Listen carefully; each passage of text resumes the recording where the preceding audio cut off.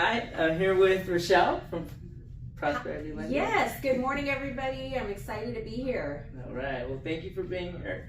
I just want to talk to you a little bit about the process. If somebody's looking to buy a house, where do they start with a lender? That's a great question. I always love to have just a simple phone conversation first with the client.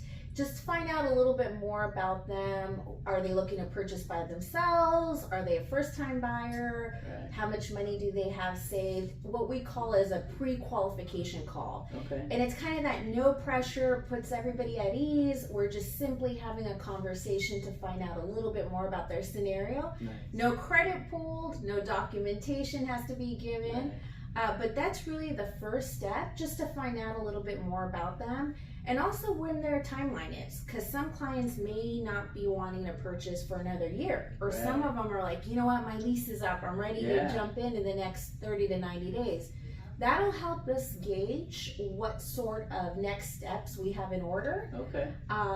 If we're finding that a client's ready to get in the market within the next 30 to 90 days, we'll have them actually complete an application, which is a simple online application, similar to any sort of loan application, which probably takes about 15-20 minutes, with a list of documentations that we would provide, that we would need. And now we actually could do a soft credit pull, so their credit is not impacted as well. Okay. So that's really the first couple of steps. Once we connect with somebody who's thinking about maybe getting in the market, and we'd love to see how we can help. All right, and what kind of maybe documents should they have ready, or maybe things that they shouldn't, if they're ready in that next 30 days, what kind of things should they not be doing at all? What kind of things should they be doing? Those are great questions. So I would say some initial documentation you would want to start preparing are last 2 years of W-2s, last 2 most recent pay stubs and bank statements, last 2 years of federal tax returns, all pages. Those are the basic initial documentation we need. The second part of your question around what are some things that you want to do to kind of prepare yourself, continue making your payments on time. If you have credit card payments, auto loan payments, whatever, rent, you want to make sure that you're staying on top of those and paying as usual.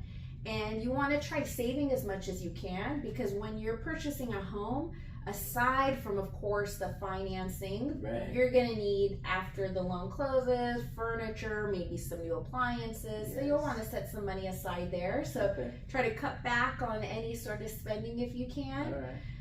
Some things that you want to absolutely avoid if you're looking to get in the market, I would say don't purchase anything that's a large purchase. So financing a vehicle, if you're thinking about getting that boat, wait on that.